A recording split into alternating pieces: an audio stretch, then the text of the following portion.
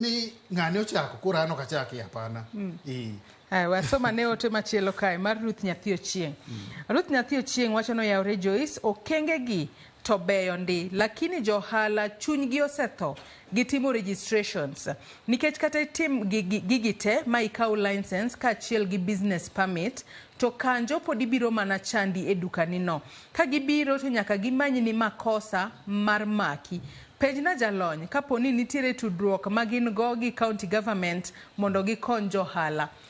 Uchwalo ywak kanyo ni yes inyalo bedo ni ja ohala maratiro itimo registration te inyaka gi license to kanjo pod thagi. Ang'o ma po nono kanjo manyo Otieno? Gima inyo ohandewa mag Kenya kai and mano wasewuoye a number of times. Kidhi ing'iyo ohala matimre Kenya kai ibodo ka registration gi license gi is not even enough. Ok en kende gima idwaro ohala ka.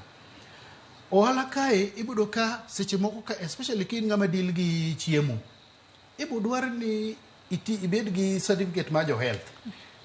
For example, nitie cases mibro dwar ni ibed gi certificate mar NEMA. Ineno.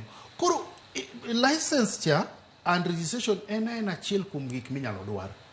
And seche moko be nyaka wa differentiate ni is it kanje mobiro koso jo public work, jo public health mobiro.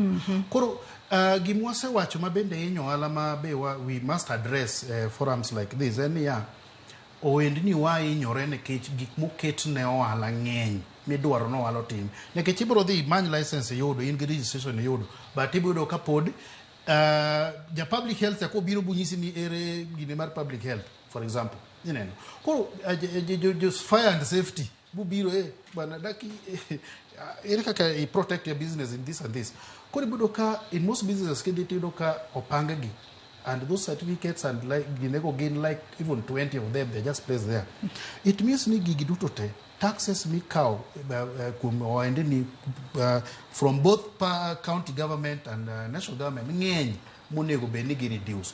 Koro county government for example onego gini to ere gima wanyalo timo because we are advising niya kwadwaro pesa kuom ohala chalo dhiang' ma minyiedho chak nyaka ikwongi mi dhiang' cha itere miye chiemo lum and all that eka wang'e nyiedh chak godhiambo.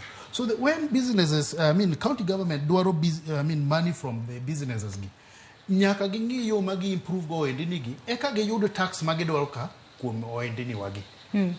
Ilaro kanyo makarenyo asoma ni ote moro kae mar Oluocha